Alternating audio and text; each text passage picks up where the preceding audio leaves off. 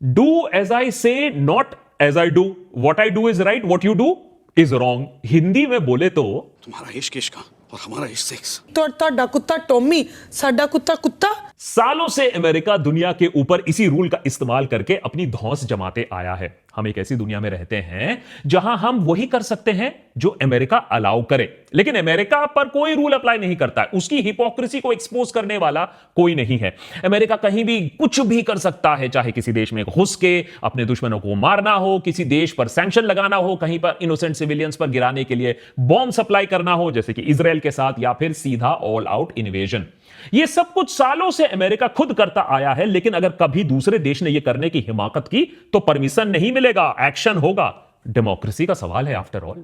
दशकों से दुनिया को यह सब झेलना पड़ा है बिल्कुल चुपचाप, क्योंकि यूएसएसआर के साथ कोल्ड वॉर के बाद यूएसए एकलौता सुपर पावर बन के आया हमारी दुनिया में। किसी और के पास उतना पावर ही नहीं था। तो सवाल उठता है, if not USA then who? लेकिन पिछले हफ्ते कुछ ऐसा हुआ, कुछ ऐसा खास हुआ जिससे एक साफ संकेत गया है कि अमेरिका की दुनिया के ऊपर यह अनलिमिटेड ठेकेदारी की उल्टी गिनती शुरू हो चुकी है। अब वॉशिंगटन डीसी में बैठे लोगों को भी इस बात का एहसास हो रहा है कि दुनिया भर में लोग, दुनिया भर में देश अमेरिकन लीडरशिप से अब आगे देख रहे हैं। 2024 का ब्रिक्स समिट वैसे तो कई मायनों में सिग्निफिकेंट था, लेकिन 3 दिनों के बाद, इस ग्रैंड इवेंट के बाद, सबसे इंपॉर्टेंट टेकअवे जो देखा जा रहा है वो है यूएसए का ऑल्टरनेटिव, या कुछ लोग तो कह रहे हैं एक न्यू वर्ल्ड ऑर्डर की नींव रखना। रशिया के काजान शहर में हुए इस समिट को इंडिया, रशिया, चाइना के साथ साथ 36 वर्ल्ड लीडर्स ने अटेंड किया। इस समिट को एक नए मल्टीपोलर वर्ल्ड ऑर्डर की तरफ एक इंपॉर्टेंट कदम की तरह देखा जा रहा है। लेकिन क्या यह संभव है? यही तो बड़ा सवाल है। देशभक्त के आज के एपिसोड में समझेंगे कि क्या है ये ब्रिक्स, क्या अहमियत है इस ब्रिक्स जैसे ग्रुपिंग का, क्यों काजान में हुए इस समिट को इतना सिग्निफिकेंट माना जा रहा है, क्या कुछ निकल के आया इस मीटिंग से, क्या है ये ब्रिक्स करेंसी का कॉन्सेप्ट, क्या सच में ये अमेरिका के डॉलर डोमिनेशन को खत्म कर सकता है, क्यों इस समिट को अमेरिकन वर्ल्ड ऑर्डर के खिलाफ एक बगावत की तरह देखा जा रहा है, क्या है ये ऑल्टरनेटिव वर्ल्ड ऑर्डर जिसका भारत भी एक अहम हिस्सा बनने वाला है। आइए डिटेल में समझते हैं। ब्रिक्स की कहानी शुरू होती है 2001 में, जब गोल्डमैन सैक्स के इकोनॉमिस्ट जिम ओनील ने ब्रिक टर्म को कॉइन किया। उनका कहना था कि ब्राजील, रशिया, इंडिया और चाइना यानी ब्रिक कंट्रीज 21st सेंचुरी के नए इकोनॉमिक सुपर पावर्स बनेंगे और वेस्टर्न इन्फ्लुएंस के खिलाफ एक ऑल्टरनेटिव फोर्स बनकर उभरेंगे। आने वाले सालों में ब्रिक ब्लॉक की बातें रफ्तार पकड़ने लगती हैं। 2006 में हमने इस ब्लॉक का पहला फॉर्मल फॉरेन मिनिस्टर्स का मीट देखा।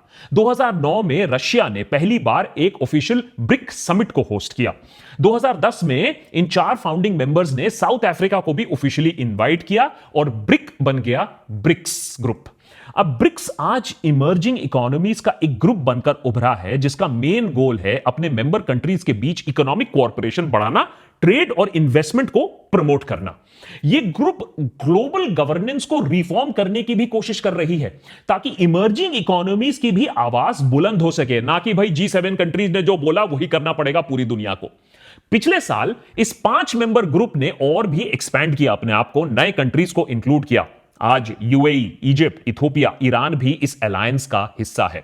रशियन प्रेसिडेंट व्लादिमीर पुतिन ने इस साल ब्रिक्स समिट रशिया के काजान शहर में होस्ट किया। पुतिन के मुताबिक ब्रिक्स देश अब ग्लोबल जीडीपी का 37.4% होल्ड करते हैं। यह नंबर G7 देशों से काफी ज्यादा है। अगर आप G7 देश देखें तो उनका जीडीपी शेयर 29.3% ही कॉन्स्टिट्यूट करता है। साथ ही साथ ब्रिक्स देश आज ग्लोबल जीडीपी ग्रोथ में 40% से ज्यादा कंट्रीब्यूट करते हैं। यानी इन देशों का collective economic growth rate, not overall GDP, growth rate इस साल 4% तक पहुंच गया है, जो कि G7 देशों के 1.7% ग्रोथ फॉरकास्ट, और अगर आप ग्लोबली भी देखो तो वो 3.2% ग्लोबल ग्रोथ फॉरकास्ट है, उससे भी ज्यादा है ब्रिक्स के साथ। साथ ही साथ ब्रिक्स देश पूरी दुनिया के ऑयल प्रोडक्शन का 30% और ग्लोबल ट्रेड का रफली 25% कमांड करते हैं। Net net western Nations G7 alliance का अच्छा काउंटर बनके ब्रिक्स उभर कर आ सकता है। तो पिछले हफ्ते इसमें कितनी सफलता मिली, यह जानना जरूरी है। काजान में पहली बार ब्रिक्स अपने एक्सपेंशन के बाद अपने नए मेंबर्स से मिल रहा था। साथ ही साथ तुर्की, सऊदी अरेबिया, इंडोनेशिया, मलेशिया जैसे 20 और नए देश भी इस समिट में पार्टिसिपेट कर रहे थे। इस समिट में यूएन चीफ के साथ साथ एक स्पेशल गेस्ट भी दिखने को मिले। वो थे पैलेस्टीनियन अथॉरिटी के प्रेसिडेंट महमूद अब्बास। काजान में इतने सारे वर्ल्ड लीडर्स का आना सबसे बड़ा तमाचा था यूएस के लिए और वेस्टर्न नेशंस के लिए। ये देश सालों से रशिया को ग्लोबल स्टेज से अलग करने की कोशिश कर रहे थे। वजह सही थी बिगिनिंग में रशिया का यूक्रेन पर हमला, लेकिन वेस्ट ने फ्रीडम या डेमोक्रेसी के लिए और या यूक्रेन को सपोर्ट नहीं किया। उसके पीछे भी एक बहुत डीप जियोपॉलिटिकल कारण है। यूएसए पुतिन का इंटरनेशनल कम्युनिटी से धंधा पानी रुकवाना चाहते थे, रशिया को इमर्जिंग थ्रेट देख रहे थे। लेकिन अब ब्रिक्स समिट में इतने सारे देश के लीडर जब एक साथ पुतिन के बुलाने पे उनके देश पहुंच जाते हैं तो अमेरिका समेत पूरी वेस्ट की बोलती बंद हो जाती है। इतने सारे लीडर्स का पुतिन के साथ खड़े होना ही अपने आप में इस बात को दर्शाता है कि अब दुनिया अमेरिका के इशारों पर नाचने के लिए तैयार नहीं है। यही नहीं, ब्रिक्स समिट के दौरान पैलेस्टीनियन प्रेसिडेंट महमूद अब्बास का वहां पहुंचना अमेरिका के लिए तमाचे से कम नहीं है। जहां एक तरफ अमेरिका ने पिछले एक साल में $14 बिलियन से भी ज्यादा मिलिट्री एड इजराइल को दिया है पैलेस्टीनियंस को मारने के लिए, वहीं दूसरी तरफ भारत, चीन, रशिया जैसे देश इजराइल के दुश्मन महमूद अब्बास के साथ एक कॉन्फ्रेंस में सामने सामने बैठ रहे थे, हाथ मिला रहे थे। इससे साफ पता चल जा रहा है कि एक नए वर्ल्ड ऑर्डर में पैलेस्टाइन को भी जगह दी जाएगी और भारत अमेरिका का दोस्त होने के बावजूद अपनी फॉरेन पॉलिसी खुद तय करेगा। काजान समिट की खासियत यह भी है कि यहां सभी लीडर्स ने एक कलेक्टिव वॉइस बनने की कोशिश की जो उनकी जियोपॉलिटिकल ऑब्जेक्टिव्स को रिप्रेजेंट करेगा। समिट के एंड में सभी मेंबर नेशंस ने काजान डिक्लेरेशन को साइन किया, जिसमें बहुत साफ साफ शब्दों में इस ग्रुप ने अपने एस्पिरेशंस और एक्सपेक्टेशंस को दुनिया के सामने रखा। 134 पैराग्राफ्स के इस डिटेल्ड डॉक्यूमेंट को आप एक नए वर्ल्ड ऑर्डर के मैनिफेस्टो की तरह भी देख सकते हैं। इसमें दुनिया भर में चल रहे काफी सारे कॉन्फ्लिक्ट्स और क्राइसिस के बारे में डिटेल में बात की गई है।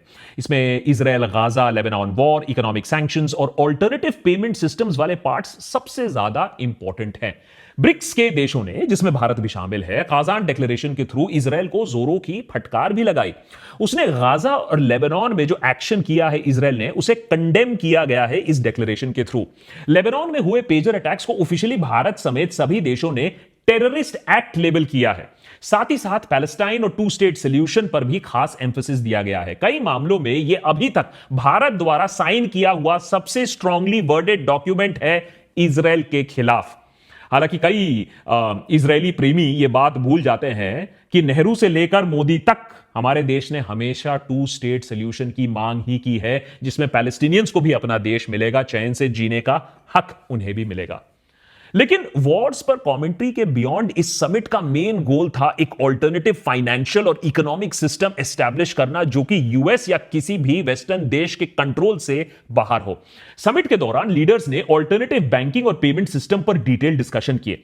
इस मीटिंग में BRICS cross border payment system की बात की गई जो स्विफ्ट बैंकिंग सिस्टम का एक ऑल्टरनेटिव बन सकता है। देखिए, स्विफ्ट एक ग्लोबल मैसेजिंग नेटवर्क है जो दुनिया भर के बैंक्स और फाइनेंशियल इंस्टीट्यूशंस के बीच में सिक्योर इंटरनेशनल ट्रांजैक्शंस को फैसिलिटेट करता है। लेकिन यह एक यूएस और वेस्टर्न कंट्रोल्ड सिस्टम है। जैसे साल 2022 में रशिया को इस सिस्टम से बाहर कर दिया गया। यह एक्शन रशिया के साथ साथ पूरी दुनिया के लिए भी एक वेकअप कॉल था कि भाई यूएस और वेस्टर्न डिपेंडेंसी थोड़ा कम करना पड़ेगा और अपने ऊपर थोड़ा आत्मनिर्भर बनना पड़ेगा, क्योंकि आज जो रशिया के साथ हुआ है कल वो भारत के साथ भी हो सकता है। हमारे ऊपर भी सैंक्शन लगाया जा सकता है, हमें भी स्विफ्ट सिस्टम से बाहर किया जा सकता है अगर हमने, मान लीजिए, यूएस की बात ना मानी। इसीलिए इस साल समिट में एक alternative messaging and transaction system पर खास एम्फेसिस दिया गया। इसके अलावा भारत समेत सभी ब्रिक्स देशों ने इंटरनेशनल यूनिलैटरल सैंक्शंस को इलीगल कह के कॉल आउट किया। इन देशों ने अंडरलाइन किया कि कैसे यूनिलैटरल सैंक्शंस ग्लोबल ट्रेड और इकोनॉमिक ग्रोथ को हिंडर करते हैं और कैसे सैंक्शंस खासा डेवलपिंग नेशंस पर नेगेटिव इंपैक्ट क्रिएट करते हैं। यह बात हम सभी जानते हैं कि कैसे अमेरिका दशकों से इन सैंक्शंस को एक हथियार की तरह इस्तेमाल करते आया है। याद है जब हमने न्यूक्लियर एक्सप्लोजन किया था तो हमारे ऊपर भी सैंक्शंस लगाने की कोशिश हुई थी जोरदार। सारी दुनिया डॉलर के ट्रेड पर डिपेंड करती है और अमेरिका कभी भी किसी भी देश, किसी भी ऑर्गेनाइजेशन या कभी इंडिविजुअल को भी उसके डॉलर एसेट्स फ्रीज कर सकती है और उनका जीना काफी मुश्किल कर सकती है। इसीलिए कजान समिट में डॉलर के डिपेंडेंसी पर कम करने के लिए लोकल करेंसी में ट्रेड को बढ़ावा देने की बात की गई। साथ ही साथ एक कॉमन ब्रिक्स करेंसी के कॉन्सेप्ट को भी डिस्कस किया गया। अब देखिए, अभी तो इस करेंसी को आप एक एम्बिशियस प्रपोजल मान सकते हैं, लेकिन अगर यह एस्टैब्लिश हो जाता है तो डॉलर की ग्लोबल और ऑयल कमोडिटी ट्रेडिंग पर जो मोनोपोली है वो डिसरप्ट हो सकती है। ईरान, यूएई जैसे ऑयल प्रोड्यूसिंग पावर हाउसेस के साथ अगर ब्रिक्स जुड़ जाता है तो उनका जो डोमिनेशन होगा ब्रिक्स करेंसी का वो डॉलर से भी ज्यादा हो सकता है और इनका फाइनेंशियल फ्यूचर भी सिक्योर हो सकता है इन देशों का। ब्रिक्स का कोर एजेंडा है यूएस सेंट्रिक वर्ल्ड ऑर्डर और डॉलर डोमिनेशन, उसकी जो मोनोपोली है उसको चैलेंज करना। यूएस डॉलर का role as a global reserve currency अब तक अमेरिका को एक बड़ा फाइनेंशियल और जियोपॉलिटिकल कंट्रोलिंग फैक्टर तो बनाता है, पर कजान में डिस्कशन ये क्लियरली इंडिकेट करता है कि ये स्टेटस को अब चेंज हो सकता है। आईएमएफ रिपोर्ट के अनुसार 2023 में डॉलर रिजर्व्स में डिक्लाइन देखा गया। जिस आईएमएफ ने रिजर्व पहले उसमें 70% शेयर अमेरिकी डॉलर का होता था, आज वो शेयर घट के 58% हो गया है। ये इंडिकेट करता है कि ग्रेजुअली कंट्रीज जो है, पूरे देश है, ऑल्टरनेटिव या लोकल करेंसीज की तरफ शिफ्ट कर रहे हैं। इस डी डॉलराइजेशन के प्रोसेस में खास तेजी आती है 2022 के बाद। यूक्रेन वॉर स्टार्ट होता है, यूएसए रशिया पर अनप्रेसिडेंटेड सैंक्शन इंपोज करती है, $300 बिलियन को फ्रीज कर दिया जाता है जो कि रशियन एसेट्स होती हैं।